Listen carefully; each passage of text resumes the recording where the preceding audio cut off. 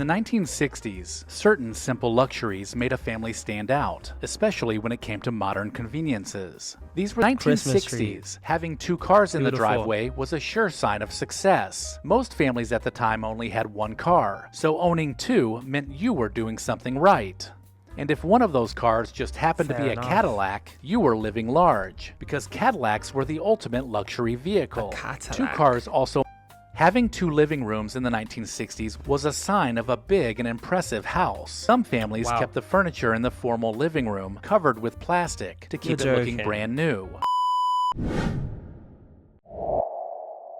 This meant you were rich in the 1960s. Guys, this is my first time checking out this video. I've not seen it before, but it's coming from Recollection Road. You guys, if you've been keeping up with the channel, know that I'm very familiar with their channel.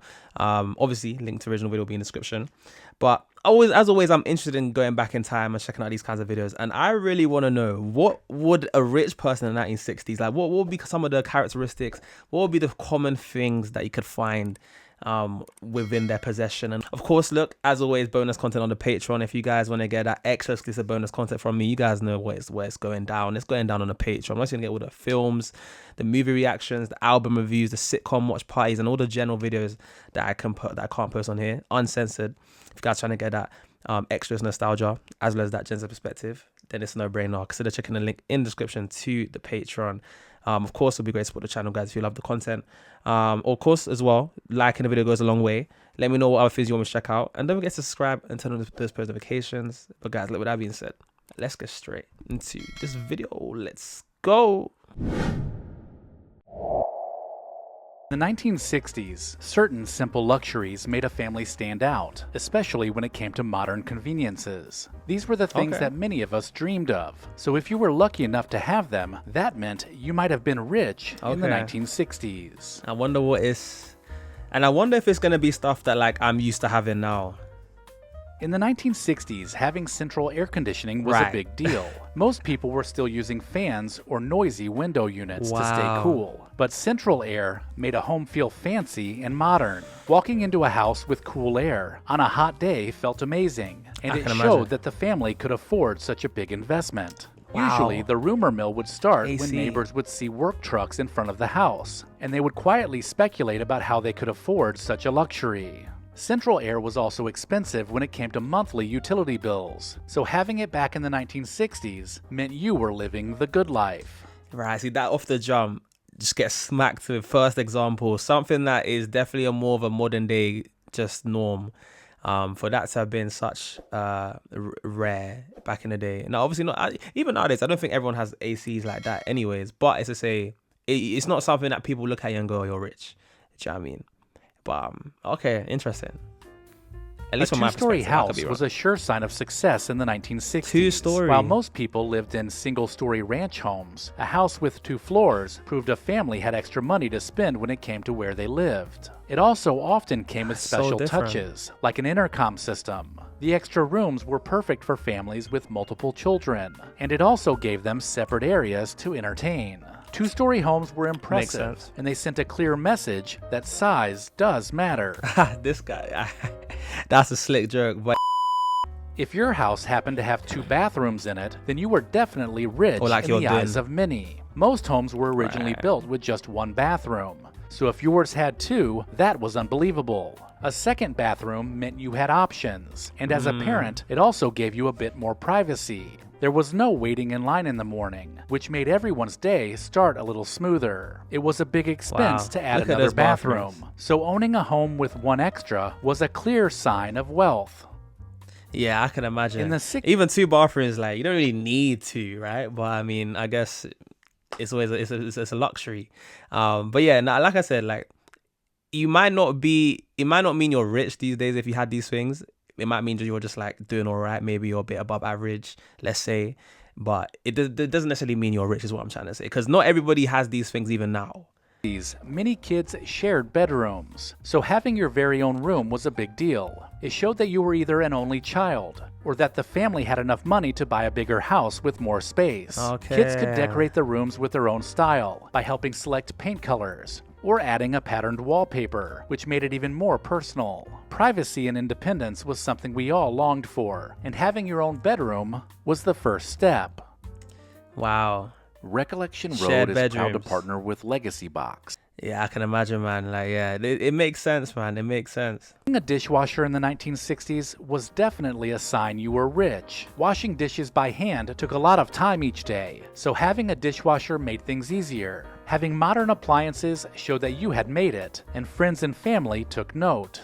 I mean, who could ignore such a shiny, beautiful machine, especially since it gave the kitchen a high-tech and fancy feel? Dishwashers were new at the time, and that means they were pricey too. Right.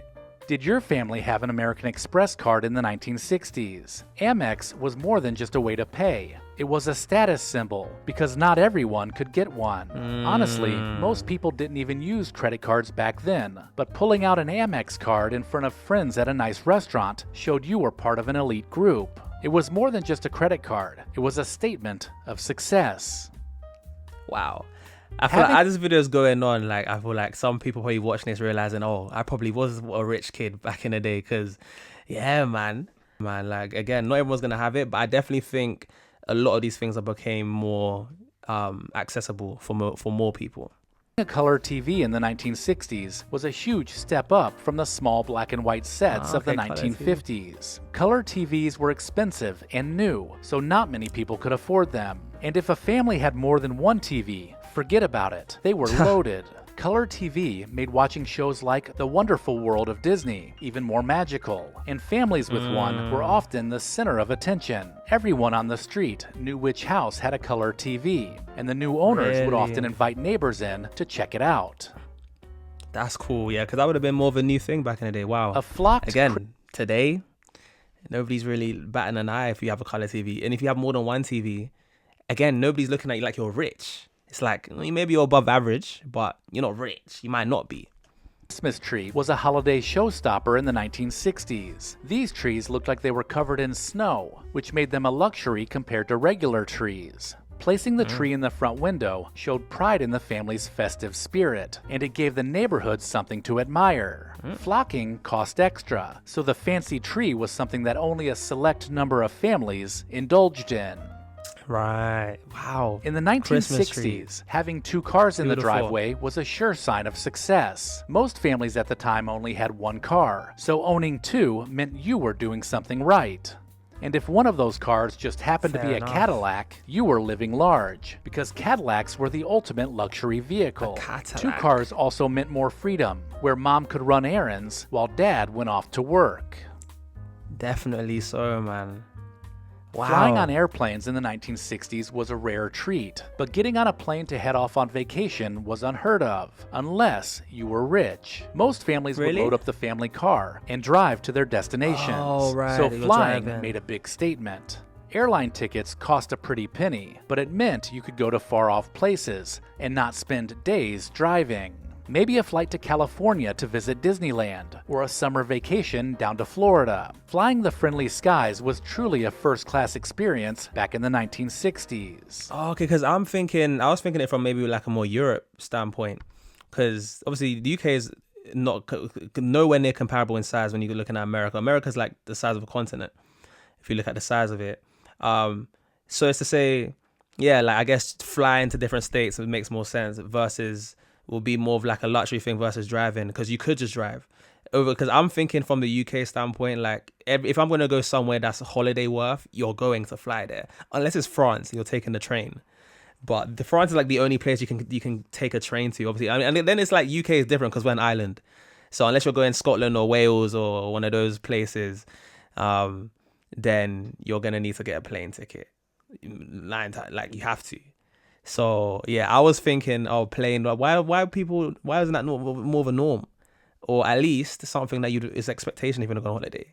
But I guess he's talking traveling within the US, and that's another thing as well. Like, I feel like from what I hear of a lot of Americans, whatever, like a lot of you guys don't really travel outside of the US. I feel like it's very common for people to have never gone to Europe, stuff like that. Whereas in the UK, I think most people have probably gone somewhere outside of their country, but then again to another continent, that's different.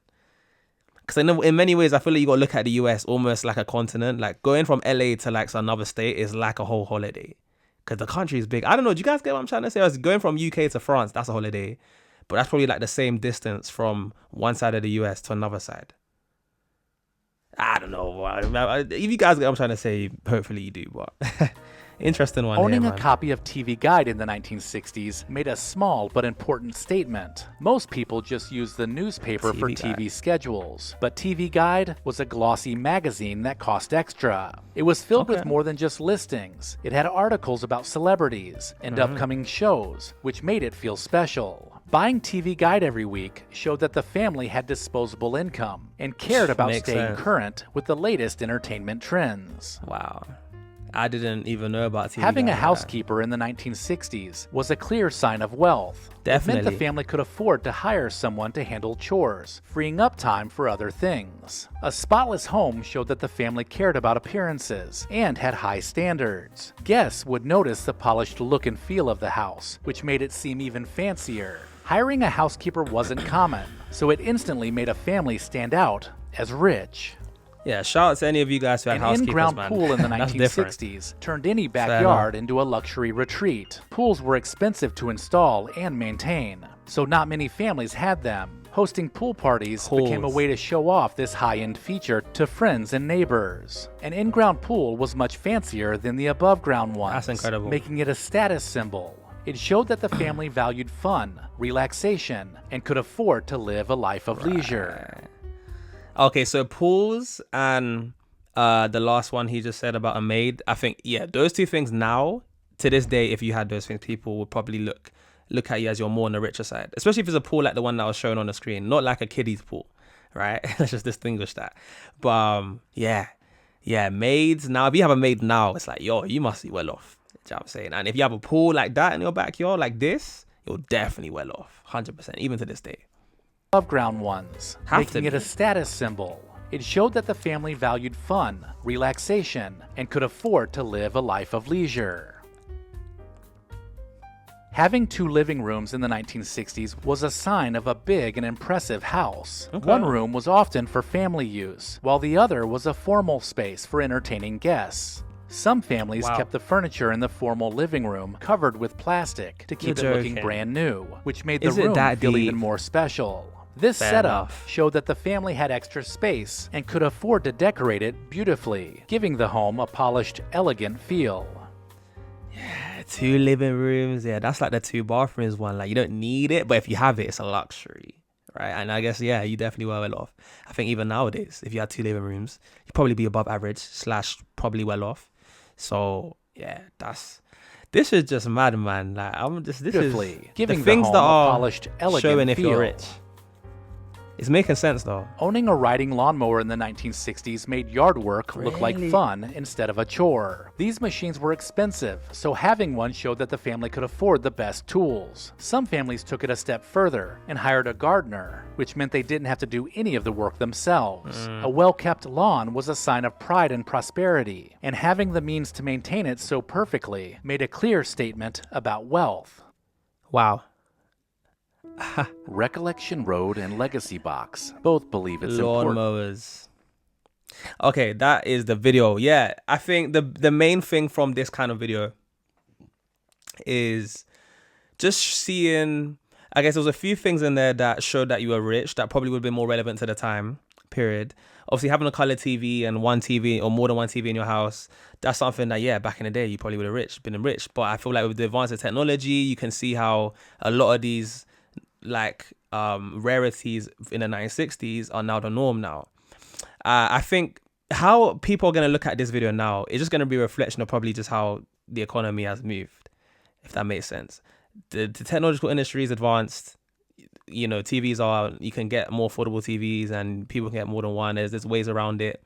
It's more accessible now, whereas back in the day it wasn't. So it makes sense why if you have more than one TV in your house now, you're probably not going to be that rich, versus if you have a maid and if you have a swimming pool and you have a house with 2 bathrooms and 2 living rooms, you're probably still going to be well off, because again, to afford like a 2-story house of all of those things nowadays in this economy, it's going to be difficult.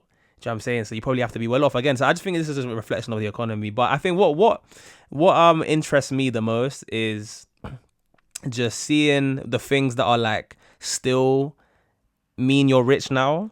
versus the things that meant you rich back then. But then I could say that I don't think there was any surprises in it. I think the only one that kind of caught me off guard was that TV guide thing. I wasn't aware of that, but yeah, all of this stuff makes sense. And let me know if there's anything that I might have misunderstood. Let me know if you guys can relate, or you maybe can't relate to some of these things. And I mean that in the sense of if maybe you was one of the rich kids, did you agree if these things made you look as if you were rich? Or do you think, I don't know, maybe there's some things that were missing? And maybe if you weren't a rich kid, were these things that you kind of aspire to have? Or did you guys like what were the alternatives that you might have had type thing? I'll be very curious. Obviously, this is set in the US, so, you know, it's going to be more related to probably that, obviously, to you guys in the US. But obviously, and I'd like to hear it from other countries as well. Anyone watching from wherever you are around the world, because I know I've got some people watching from all over. Wherever you're watching, let me know what some of the signs in your country meant you were rich. And if there's any ones that differ from the ones in here, or there's similarities, I'd love to know that. All in the comments below, guys. If you made this point in the video, comment down a green heart so I know who my real ones are. If you didn't, just click on the video as soon as it ended. Yeah, shout out to you guys, always make it to the end. Or hashtag flexer, by the way. Again, like I said, I don't discriminate. You guys that don't ask these emojis, it's fine. Hashtag flex is there for you guys, so support. Of course, don't forget to like the video before you head on out. If you want to see more of these kinds of videos, I've always got playlist links at the end of the video. And as always, guys, I've been your boy JayFlex, and I'll see you guys in the next one. Peace.